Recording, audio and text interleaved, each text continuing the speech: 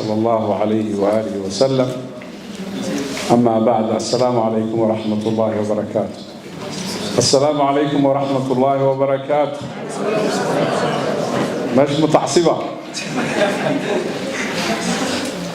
إلهي ومهات سكالة سوكا كان يفرقان في عن إلهي ومهات علينا مهات نقا كذب وحنمهات علينا يا ولالك يا عبد الحكيم عباس وإنه مرتقى على ماشن يقول ديسا لم يرد الله شقيني ضمانتين وسلامتين. أنت كذب أولا وحرم عينا ولالك ومهات عليو قريتان كبوغا فرصة مهل إننا بوغا أخريو لكن عبد الحكيم أو أن لا يعرف فريسي ما لويته فندور سؤالات ويديي أو كل بوغ محو كسريسي هاي marka kasaruntii aad u xanuun badan oo iga sheekeeyay laakiin markii dambe isu bedeshay wanaag farubba darratin naafi'a bicarabigu ay dhahaan waxaa jira waxaad marka hore dhibsato marka dambena laga yaabo inay ku anfacdo. marka hore ku dhibaysaa laakiin inuu ilaahay khayr kala kulmiyo ayaaba dhici karta oo asa an takrahu shay'an wa huwa khayrun lakum inaad dhibsato shay haddana marka dambe khayr inuu isu bedelo ayaaba dhici karta. tiibaan ka fahmay buugan qisada uu ku dhisan yahay sida uu Cabdi Xakiin ii sheegay waa qiso aan isleeyahay dadka Soomaaliyeed inay aad u maqlaan bay u baahan yihiin. sababtoo ah waxaan nahay mujtamac dagaal ahliya dhexdiisa ka dhacay oo qabiil baa la isu laayay mar dawlad iyo shacab baa islaayay mar qabaa'il baa islaayay mar magac diin baa dadkii lagu gumaaday dil nooc kasta leh ayaa ina soo dhaxmaray ummadda Soomaaliyeed ku dhacay. dilka isaga ah laba siyood baa loo wajihi karaa. mid waa in la iska arguto oo nin walba ninkii wax ku sameeyay intuu raadsado inuu sidii uga aarsan karo uga aarsado. choice-ka labaad ee inoo furanna waa in la iscafiyo hore loo socdo. Cabdi Xakiin marka ka labaad buu ayuu qaatay cafiska. khudbadii jimcada ugu dambeysay aan masaajidka ka akhrinayay baa waxaan soo qaatay 4 aayadood oo suuratu Aali Cimraan ku jira. Allah tabaaraka wa ta'ala uu leeyahay وصارعوا إلى مغفرة من ربكم وجنة عرضها السماوات والأرض أعدت للمتقين. هلو ترتمو دمداف الله إيا جنو هلو ترتمو تاسو لو ديارية دادك متقين تا دابنا قرآن كوحو شاية دادك متقين تا با إن الواقع وكوا النوع عاسر ورقوف الله بلسكت أحبارنا كوا كوشرتو حدا هذا كوشرين اسكو دايساد أقلي لهايد قولادنا لا تحدونا هذا وحيد الله تبارك وتعالى متقين تيبا لغا هدلي جنة لو دياريي وكوي الذين ينفقون في السراء والضراء وكوا وحبحية وصدقاء بدن لبحة حلقة حالده في عنتهاي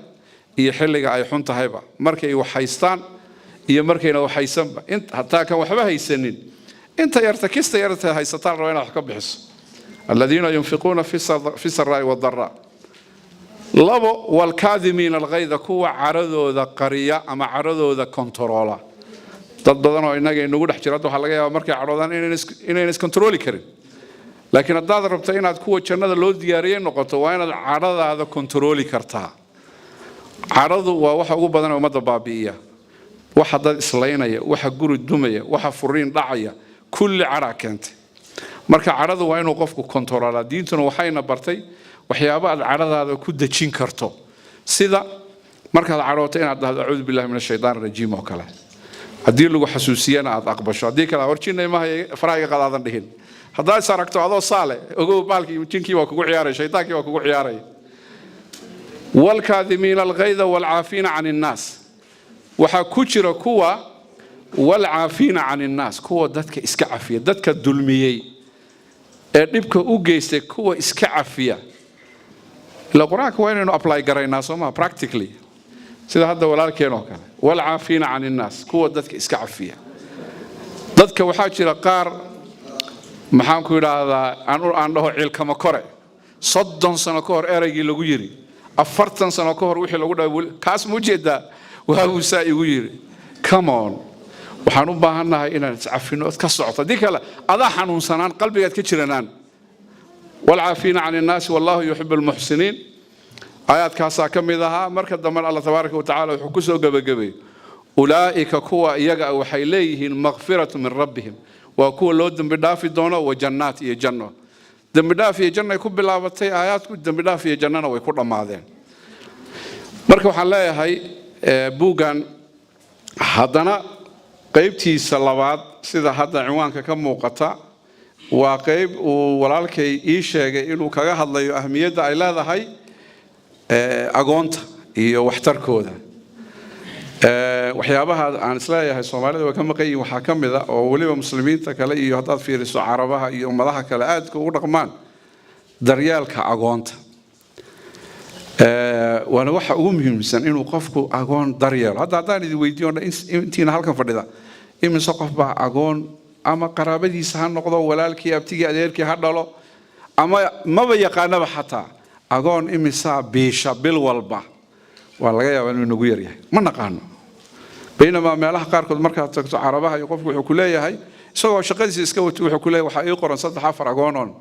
أم بيلو أم وحبرة يدنا واقعيب كلا ولكن ومعركة مركا حد بده وحده إنه يكسر عروسنا يسو ظروف تأنها هيسات الصومالي ده هذا إم ساعة أجونا يعني مجتمع كلا برا أجون ولي بوالدك دلمي اللي قد لي بيوبدين haddii marka aniga adiga ayna ka qayb qaadanin daryeelka agoonta yaa kale oo ka qayb qaadanaya marka qasab ma xataa agoonku inuu ataqaana xataa qasab ma agoon inuu yahay baa kugu filan intaas oo adiga ciyaalkaaga ku barakeyn gurigaaga ku barakeyn mustaqbalkaaga ku barakeyn marka iyadana waa qayb kale oo buugu uu ka hadlay marka waxaan leeyahay masalada saddexaad ee rabina xusub waxa weeye aniga shakhsi ahaan waxaan jeclahay ruux kasta Soomaaliya wax wanaagsan qabanaya inaan taageero maxaa jira inta waxa wanaagsan qabanaysa way nagu yarta qofkii marka wax wanaag keena waxaan jeclaan lahaa inaynu qaacido ka dhigano inaynu riixno ta kalena waxa weeye inagu dad wax qoramaneen Soomaalidu taariikh qoto dheer bay leedahay intay soo jirtay haddana haddaad fiiriso inta ay soo jirtay Soomaalidu iyo baaxadeeda iyo taariikhda ay leedahay iyo waxa laga qoray aad buu yaray waxaan nahay oratory society dad hadlaan nahay dad hadla ayaynu nahay laakiin dad wax qoran ma nihin marka midkay naga soo dhaxbaxa ee Ilaahay waafajiyo inuu wax fiican qoro maaha wax walba yaa qaar ba waxay qoraan waxaan muhiim ahayn oo waqti lumisa waste of time kay naga soo dhaxbaxa inaga ee wax qoraa wuxuu u baahan yahay in la riixo oo la taageero oo la bushgareeyo garab loo noqdo sida hadda walaalkeen oo kale iyo inta kale dhalinyarada kale la midka ah marka qof walba ha isku dayo inuu wax qoro maaragtay hadda halka waxa iga muuqata gabadh yar oo maalin dhaxaas aan ku arkay BBS oo adiga soo maahin adeer buug bay qortay oo anagoo meesha fadhina ii keentay oo marka dhowr xabaan ka gatay oo waan u duceeyay waxaan ku yiri waa dadaalaysaa halka ma aqoonin laakiin waxaan marka qoraalku waa muhiim iska qor wax wax qori karto wax iska qor taariikhdaada ka sheekay waxaad aragtay silada dadka ka faa'iideysan kara maarta hatta haddaadan publish gareyn karin oo daabici karin laga yaabaa inuu qof ku daabaco caruurtaadu daabacaan mustaqbalka marka inaan wax qorno waxa un baana haraya waxa la qoro un baa haraya hadda buugga waxa laga yaabaa 100 sano kadib in la akhristo ama 50 sano kadib laakiin waxaan maanta ku sheekaysanay iyo waxayna dhaxmara wax ogaanaya wax ka sheekeynaya ma jiri doono inta un baa harays marka waad ku baansantiin walaalkeena waan uga mahad celinayaa man lam yashkuri naas lam yashkuri illah dadaalkiisa